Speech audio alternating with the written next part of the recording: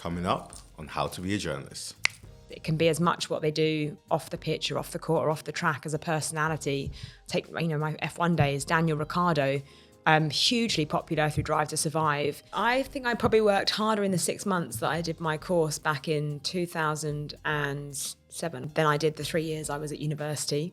From a social media perspective, women's sport has a much higher engagement rate than men's sport. So if you think of it from a brand perspective, you're more likely to be seen and engaged with on women's sport because of that. Welcome to the How to Be a Journalist podcast. In celebration of News Associates' 20th year anniversary, throughout 2026, we're going to be interviewing people who have been there and very much done it. So, whether it's accomplished grads in our industry and even those who have taken the skills they've learned on the course and taken other industries by storm. Today's guest is WSL Chief Revenue Officer Zarah Al-Kudcy, a former News Associates trainee who's taken the leap outside of journalism, but using the transferable skills that an NCTJ course can provide to succeed in a variety of different communications roles. She's had roles at the likes of Chelsea Women's, Formula One, ICC Women's Cricket, and worked on a number of high-profile projects and campaigns. Sometimes the best way to find out about a guest is hearing from them themselves. So Zarah, welcome to the How to Be a Journalist podcast. How are you doing today? I am very good, thank you. I feel a bit of a fraud being on How to Be a Journalist when you've just rattled off a whole career that had nothing to do with journalism, but I'm sure we'll dig into that. I think as well, because when it comes to the 20 years of NA, we've had so many people come through the courses, but then when they go into other businesses or other venues and they, really, really succeed, it always looks good on us because there are so many transferable skills. And you are just an example of just that. So I guess a good place to start is your current role at the WSL. Tell me a little bit more about it and explain to the listeners what a Chief Revenue Officer does and what your role comprises of. Well, I always like to start on the assumption that not everyone knows everything. So the Women's Super League is the organisation that runs 3 competitions in this country, but essentially the professional women's football game, and that is the Barclays Women's Super League, Barclays Women's Super League 2. By the way, we're the only country in the world to have 2 professional leagues in women's football, and also the Cup competition, which this season is called the Subway League Cup. And I joined August 2024, which was just after the 24 clubs that make up the 2 leagues had voted to set up a standalone organisation to drive the game forwards. Previously, the leagues sat within a department at the FA, and they've done a tremendous job to get it where it is now. But now, we're sort of a 50 staff team business we wake up, we work, we sleep. All we do is think about how do we grow and professionalise and maximise the opportunity that women's sport has at the moment. It's not just women's football. As Chief Revenue Officer, the clue is probably in my title. I'm the money. And I joke alongside my Chief Marketing Officer that I make the money that she spends, but she spends to be able to help me make money. And really my job is to commercialise the game and make sure that we make as much as we can to keep growing and driving it. You'd be surprised the amount of money that's required from everything, whether it's to marketing, broadcast, also supporting talent pathways, coaches, officiating, etc. So all the money we bring in, we help to drive the leagues and grow the game. Yeah. So I guess as well, when it comes to growing, the revenue of the Women's Super League and the Championship as well, does that also include growing the profiles of the players? Tell me a little bit more about what it entails. So historically in men's sport, most of the money has come in through media rights. So traditionally broadcast, and we'd all read these deals about Premier League broadcast deals that are coming in, and then there's that money then goes down into the clubs. And then for sort of the second and third ways of driving revenue on the men's side of the game has historically been around either the clubs and what they generate themselves, so through sponsorship and ticketing, or also from what the league generates from a sponsorship perspective. So you've got broadcast, sponsorship, and then the club revenue. From a women's sport, and again, I'll talk about women's sport as a whole, not just women's football, because it's not just unique to us. We are seeing that most of the revenue at the moment has been driven by sponsorship. We've just year on year tripled our sponsorship revenue, whereas media rights or traditionally broadcast, the growth isn't as big as it has been on the men's side. And even in men's sports, you're seeing the Premier League's almost a bit of an outlier. A lot of men's sport is seeing a sort of plateauing of broadcast money, and therefore they're having to diversify where they're driving revenue from. And actually, I think women's sport's almost ahead of that because we've had to from the start, because the big money hasn't come in from broadcast. It's the brands and the sponsors that really want to get behind it. You know, this year we've just brought in Apple and Mercedes and British Gas. Barclays have been supporting the game for a number of years anyway, whether that's us or with the FA. So, and then we look at things like licensing, ticket revenue, that they will grow over time, but you sort of hit the nail on the head. It's our players that are the most important piece of all of this. You know, they are our biggest marketing tools. They're what the fans connect with, whether that's on the pitch or in women's sport. We see a lot of off the pitch engagement.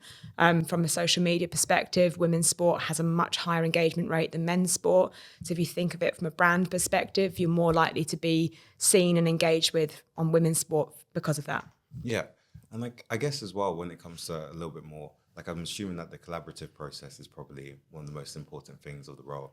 You already talked about the chief marketing officer. So could you tell me a little bit more about that? Yeah, I mean, I will also caveat, I've briefly worked on the men's game at Chelsea, but my role there was predominantly on the women's side. So I've never worked in men's football. So I only know a world in which most, if not all of the stakeholders, by that I mean our clubs, players, agents, the league, broadcasters, brands, everyone works together.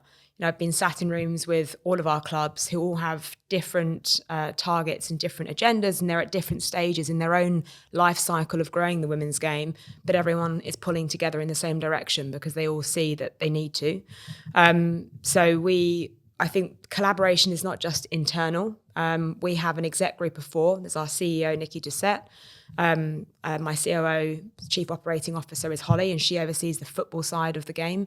And so that's everything from making sure our games go on with her ops team, to developing player pathways with the clubs, to supporting coaching and management development with the performance team and the heads of women's football. And then my Chief Marketing Officer, Ruth Hooper, she looks after everything from social content, web, app development.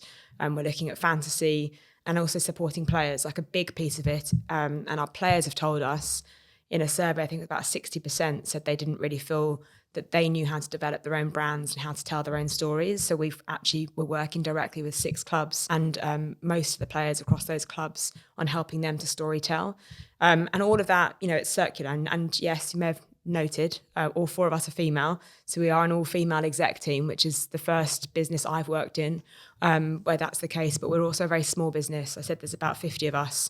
There's 4 of us in that exec team and we're 50 overall at the moment. When it comes to the future of the women's game, what do you think needs to happen next? And what are the biggest challenges that you and your role are currently facing to get it to where you want it to be? Sometimes that can be the challenge of people viewing success against the men's game. Like, what do we have to do to be bigger and better than Liga or the Bundesliga or Serie A? Yeah. Because I think, Premier League will always be leading the way in football from a club perspective. And actually we look at it and go, we're distinctive, we're not different. And we have 3 fan groups within the women's game. One, they're core fans. They've been women's football fans for a very long time, probably pre-Euros 2022 when the Lionesses first won it. We also have free fans, and they are new to the game. They're totally untethered to men's football. They've come in over the last sort of probably 3, 4, 5 years.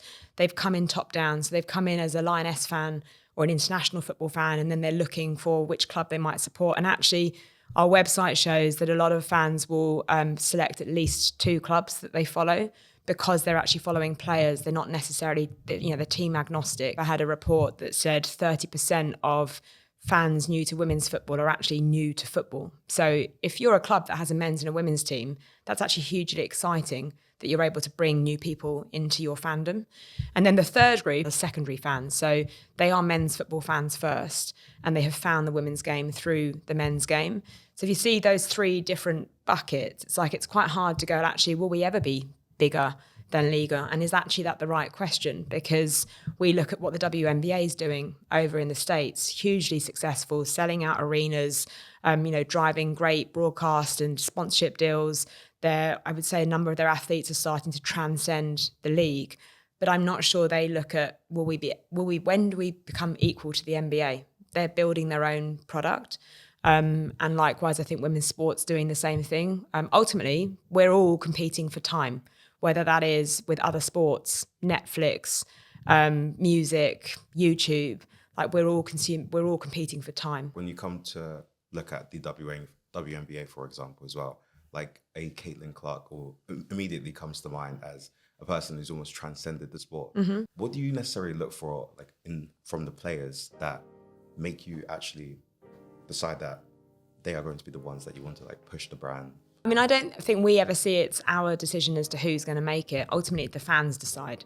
And I think what's fascinating with, just to use Caitlin Clark, is at the end of the day, it was her on-court performance that's what's driven her narrative. It's not what she's doing off the court. And yet we've seen before that some athletes, it can be as much what they do off the pitch or off the court or off the track as a personality. Take, my F1 days, Daniel Ricciardo, hugely popular through Drive to Survive. And also even when he was racing, and all the sponsorship and the media opportunities he got was because he was a personality. He never won a world title, but he probably got offered at the time more, or if not the same, as those who had won world titles. So I think, and this kind of links, I guess, back to my early days of journalism, that we're all storytellers in some form or another. And our job is to make sure, between myself from a broadcast perspective, because I oversee broadcast, not just sponsorship, that working with the likes of Sky and BBC, that we give our athletes and the clubs the platform that they need and deserve to be able to storytell. And then Ruth and her team, also give where they can through our channels, whether it's web or app or social, that platform. But then, like I said, they're also working directly with the athletes to sort of help them work out how best to storytell. And honestly, whenever I spend time with players, I'm a nightmare. I literally go and meet one and I go, that's my favourite player now. And then I go meet another player and I'm like, that's my favourite player now, because the stories they have are phenomenal. So, this weekend we had Chelsea Man U play in the League Cup final, and Fallon Tullis-Joyce, the Man U keeper, she's actually also a marine biologist. She goes scuba diving off the coast of England. She goes into local schools to sort of teach about nature. She just went to a zoo this week and the BBC covered that. I know from my time at Chelsea, you've got Hannah Hampton, is a grade 8 piano player. She can sign, she can speak several languages. And yes, she's also an England goalkeeper that played a key role in us winning Euros again this summer. So there are all these other stories, and it's just, we've got to find ways of giving them the platform, but also helping them know and be safe and how to tell them, because also the social can be quite a toxic world. And that's one of the reasons you mentioned in your intro, the podcast. That's one of the reasons we brought the podcast to life, because I recognise through some of the media we did with some of the players at Chelsea, a lot of them are really comfortable doing audio media, and particularly when they were with another player, their personalities opened up, which is why season 1, you'll see if you go back, we just had one player per interview. Then we recognised actually of the couple of episodes we did with 2 players, we got much better content because they relaxed and it was, they opened up with each other and it made better podcast content. So season 2 onwards, there's always been at least 2 players. But that is the sole reason we did it, because we felt that women's football still wasn't well represented in the podcast space. And I would add, there's still, opportunity for more. But it was also a space that our players felt comfortable storytelling. And it gave them an opportunity to do that. And that's kind of how that came about. Skoda backed it. It's been hugely successful now for them. So they've kept on with it. And we've seen, the growth of more player-led podcasts on the back of that. When you're working and when you're finding sponsorships and, brands to align the Women's Super League with, like what are you usually looking for to, make sure that the sponsorship is as mutually beneficial to both parties? I guess it's understanding what the brand wants out of the partnership and then how we can best connect that. So, and again, it comes back to storytelling, because it's about, if I look at the partners we've brought on board, Barclays have been there for a very long time, and we wouldn't be where we are without the support that they've brought into the game. But now we're working with them on a financial wellbeing plan, because we recognise we're still at the point that a number of our players will retire and not be able to not work again. So, Barclays, that's sort of the next step in the partnership with them, of they've invested and they've allowed the game to get where it is. And now it's how do they help with the players on that front. Nike's renewal, they used to be just our ball supplier, and they're now like partner to the truest definition of the word. We said to them, we've had feedback from some of our players that those that don't have personal endorsement deals with a sports brand are having to pay for their own boots. And by the way, professional boots are not cheap. And you and I will go into jobs and be given a phone or a laptop, but we were expecting our players to actually pay for their own boots. So we asked Nike, would they provide boots to any players that don't have personal endorsement deals? And that's one of those examples where, okay, that's not money into us that then we distribute back out to the clubs, but it's a real added value. Apple came in and said, how do we help level the playing game or the playing field? So they now provide the same tech, AirPods, iPads, iPhones, Macs, to all 24 of our clubs so that everyone has access to the same equipment, because a lot of the performance software is run on iOS. There was another coach said it's made the one-on-one meetings actually much more relaxed because they use the Apple Pencil and an iPad rather than a keyboard, and it's changed the dynamic of those meetings and work with our clubs. So every partner was very clear with us on what is important to them as a business. We then went and said, okay, fine, let us find the best thing in our league to help you storytell. So it comes back to the storytelling piece. We hear a lot about brands wanting authentic partnerships. It's only authentic if you can actually do the proper storytelling. And there's so much growth and opportunity in the women's game. It's just finding the right areas. And what do you think is next for new mediums to storytell and to really push even more support into the women's game? I think it's a little bit maybe just looking at the structure of rights. So we, in our new agreement with Sky, were clear to carve out the right for our players to be able to actually post social content. So just sort of historically, when let's just take a Sky match, you'd have to wait X number of hours after the match for whether it was us as the league or any of our partners to post content. Someone like... I always talk about Ella Toone in this example for some reason, but if Ella Toone scored a worldie, she could never post that video. She could only ever post a Getty image or a photograph of that goal, and that we felt that was quite restrictive of demonstrating the skill of our players. So in this new cycle, we carved out the right for any player that logs minutes in a match to be able to then post video footage of them playing, one player per match, and then I think it's 4 hours after the match they can all post. So we've carved the right out. I mean, it will take a while for us to get to the point, hopefully through some AI editing, to be able to service 500 players every weekend. But the premise is actually our players are our biggest marketing tools. How do we equip them with the right content for their own channels? And actually, Ella is a good example because she does have her own YouTube channel. She's already kind of one step ahead, and she had the Toone and Russo podcast on the BBC as well. So, she and her team have done a great job of actually putting her own media world, I guess, out there. And I suspect more and more players will do that. And it's how we best service them while also maximising the values of the rights that we have as a league, because traditionally that would be sold, whether it's broadcast or radio. So tell me a little bit more about your time at News Associates. I think I probably worked harder in the 6 months that I did my course back in 2007 than I did the 3 years I was at university. I'd actually freelanced for Sportsbeat at the 2006 Commonwealth Games. And Dave, Jim and JP will never let me forget the one time that Dave phoned me to get some quotes from swimming, and I told him I was napping because I had the afternoon off. And they still remind me of that regularly. But I was like, well, Jim said I could have the afternoon off. But I think it was, I always harbored ambitions of wanting to be a journalist because I loved the storytelling side of it. And I kind of do pride myself on still that I'll get comments from journalists of, it's helpful that I understand how journalism works and sort of the comms side of things. Because fundamentally we're all storytellers. So I went from that course into a comms role, which I didn't even know existed, that I then discovered there is people on the other side of the mix zone who actually have to coordinate a lot of this stuff. And often in some of the sports I've worked in, it's about finding the stories to help the journalists. And then I went into marketing, where I sort of talk about it being paid storytelling because you would have a budget. And now I actually make money from storytelling. So I look back on my whole career as being storytelling in some form or another. But, I loved I loved shorthand. That was my favourite bit. I don't do it anymore, but I really loved that side of it. And I remember RP in the journalism course would always say to me, the problem with you, Zara, is you just want to go and be the editor of the Times straight away, don't you? You don't want to go in and graft. And I'm like, I do want to graft, RP, but yeah, that would be great if you don't mind. I have a lot of fond memories and still speak to some of my fellow course members from then. Out of your career so far, there's been loads of highs and you've been nominated for a couple of awards and won a couple of awards as well.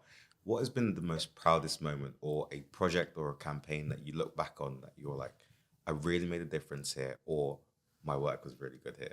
I mean, I would say in my current role, there's not one single thing, but if I look back on what we've achieved in the last 12 months, it feels like sort of this mea culpa moment of all of my career coming to the point of being in this role, whether that's sort of learning the commercial side from Formula One or being able to put my passion and purpose into play, but from a business perspective, on the driving the revenue and growing the game in the way I believe that is the right way to grow it. And I know I've previously been told, you're always looking to be fair.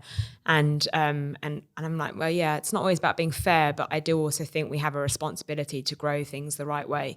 But I would say it probably all started, this journey I've gone on in maybe the last 9 years. From my proudest moment would be at Lord's on the final of the ICC Women's Cricket World Cup in 2017, because I was overseeing marketing and comms then, and we had essentially been told at the time that we were being ridiculous targeting a sellout for that final, and we had a limited budget, but we were very strategic in what we wanted to do. And what I was proudest about actually is that we sold it out before England made it. That sort of wasn't known at the time. I think everyone just assumed it sold out because England were there. We didn't give a single ticket away for free because I was very adamant we would not do that.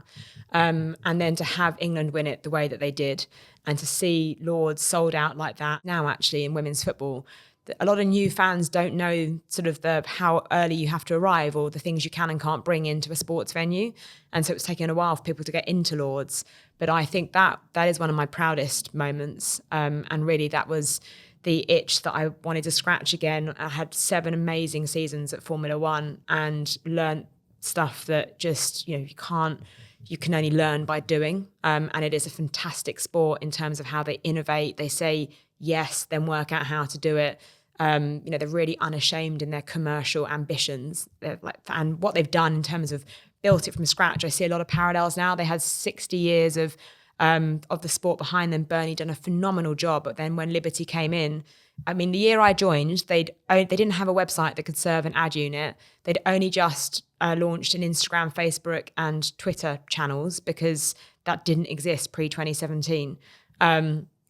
And then Drive to Survive came out 2 years later, and you kind of see where they are now, and you can see what's possible. People forget back then. I remember it was hard selling Formula One back in 2017, particularly in the US. So, I think my proudest would be the Cricket World Cup final. Yeah. So in terms of like really grabbing the attention of the younger audience, how are you thinking that the next generation are taking things in sport, in general sport? It's a great question, one I think every sport's battling with, because we know it is TikTok and YouTube. And I think we came to the realization in F1 also that we've got to find different ways of measuring success, because is success watching a 2 to 3 hour Grand Prix on a Sunday every weekend? Or like I used at the time, a number of my oldest girlfriends who had never watched Formula One were suddenly obsessed with it because of Daniel Ricciardo and Drive to Survive. And they didn't watch the race, but they were watching the highlights every week. And the fact they even knew who the 20 drivers on the grid were also blew my mind a little bit, having not been interested at all. And so we talked, and then we had esports as well. So there was a whole other generation that were actually only watching the Grand Prix because they were watching the esports series on Twitch. And then I remember once a CTO of a really big company said to us that his daughter was watching Drive to Survive, his son was watching the esports series and playing the game, but he was still the traditional, I want to watch the race on a Sunday. But as a family, they discussed and engaged with it together, but in very different ways. And I think that's just the biggest challenge that we've got, that exists for all of us now. But we still measure success through traditional TV numbers. And so I think that's an industry challenge. It's working out I think someone said to me recently, you kind of have to work out if you want to go where the fans are or if you're going to keep putting energy into making them come to you.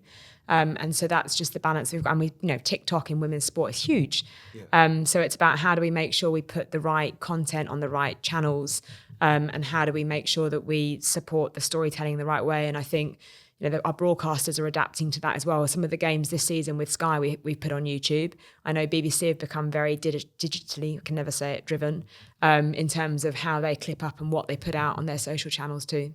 Yeah, I guess as well, when it comes to for the Women's Super League and the Championship, is #United, are they in the Championship? They're in tier 3 or 4. They're below the 2 leagues that we're in. Yeah, and I guess as well, London City Lionesses are very much a new team as well that seem to be really active and quite on it with socials. Like I see them on my For You page quite often. So what do you think that those two teams in particular, and those are the first ones that come to mind, are doing right? I would also throw Chelsea into that mix because there was a moment, I can't remember if it was last season or the season before, that their women's TikTok channel was not only outperforming their men's TikTok channel, but it was the second most viewed TikTok football channel in the UK behind only City.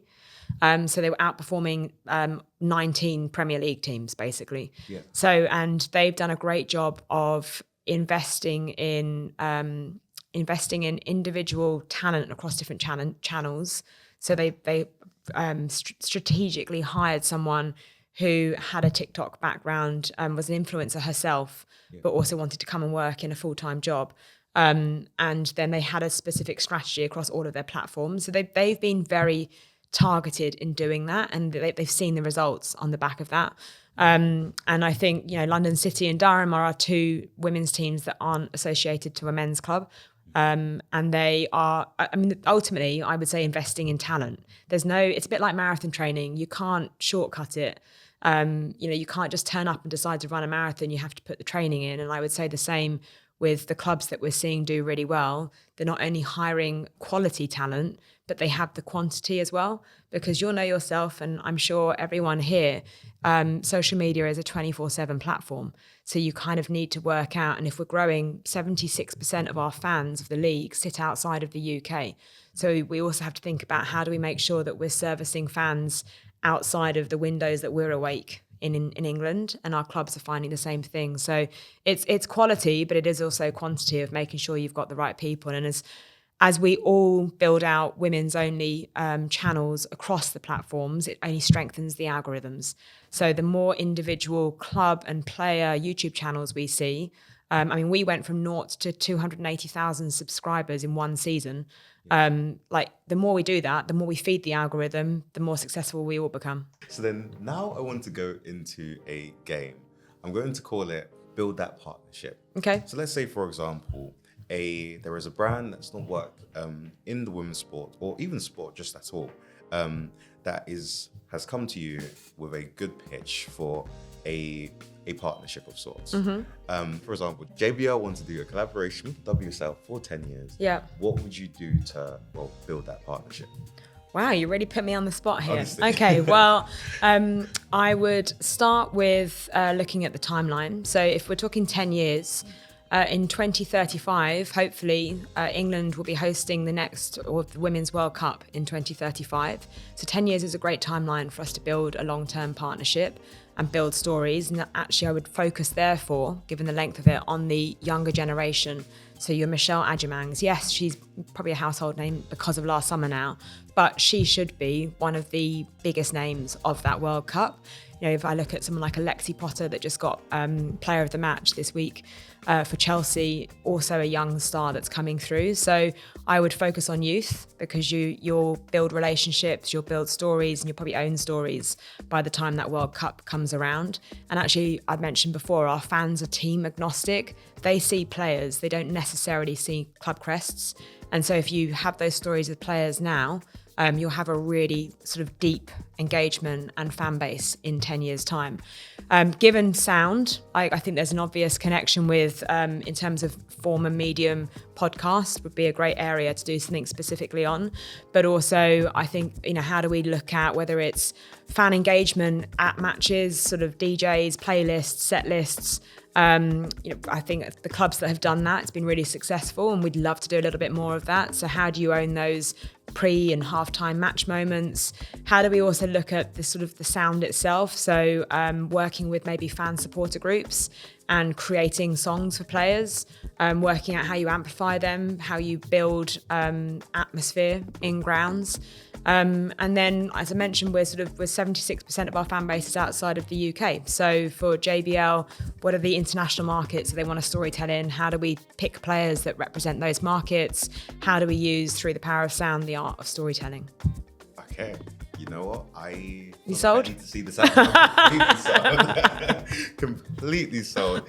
Even because I'm very much a music head myself. Music journalism. If there was a passion of mine, music is definitely one of those ones. So whenever I see the intersection between both worlds, sport and music, I'm like, this sounds fantastic. So you heard it here first. Honestly, but also our players love music. Olivia Dean's a West Ham fan. When are we getting Olivia Dean down to West Ham? And I think, and actually I love that JBL function with the speakers is they can connect, can't they? Mm-hmm. So there's probably something you could do around you've got me going now, with the blocks in the stands, mm-hmm. of how do you connect sound? And also what makes us distinctive is we don't segregate fans. So our away fans can choose to sit in the away end if they want, but actually a lot of fans, it's a bit more like a rugby union match or a rugby league match. You will see fans sat side by side. Like you go to Stamford Bridge, Chelsea and Arsenal will be sat side by side. So there's a really nice connectivity piece as well. But with music, fashion, leaning into other cultural pillars, our players love it, our fans love it, so we need to do more of it. It makes sense. Yeah. It makes so much sense. And with that, I actually think that's the perfect segue into the final section, is the Fast and Furious round. Say the first thing that comes to mind. Our first question for you is, are you an extrovert or are you an introvert? I probably lean more an extrovert, but I can be introverted. It depends where I am, what mood I'm in, and who I'm with. Okay. Are you an early riser or are you a night owl? Oh, I'm an early riser. I'm a 6 a.m. I've already been for a run this morning, or to the gym. Early riser all day long. Okay. In terms of a celebrity, a person of note, who would be the dream person for you to have a collaboration with? Dream person, first person that comes to mind. Well, I was going to say my dream interview would be, I'd love to just sit down and have a drink with Michelle Obama. Love Michelle Obama. Yes, right. And to be fair, I wouldn't say no if she wanted to get involved in the WSL either. I think she'd be great. Yeah. But yeah, just because I've said it, I would say Olivia Dean probably, if there was something we could do with her, would be fantastic. Yeah, she's so good. Good. Okay, favorite concert you have ever been to? I would say, just because I've seen them so many times, Coldplay. Yeah. But also, Taylor Swift, the Eras tour. How someone can be on stage for 3 hours. I was tired standing for 3 hours. Yeah. So it's probably a cliche, but I may have to say Taylor Swift Eras tour. Also, great storyteller, by the way. She is. Fantastic storyteller. Yeah. Her writing is. Yeah. And then my final question for you is, one word to describe your career as of right now. Oof, I can't think of just one word. Varied. Varied. And with that, Zarah, thank you so much for coming on to the How to Be a Journalist podcast for this 20th anniversary special. I've been Lamdi Mabungu, and this has been How to Be a Journalist. Enjoyed the episode? Well, make sure to leave a like and a comment to let us know what you thought, and make sure to follow News Associates for more podcast updates.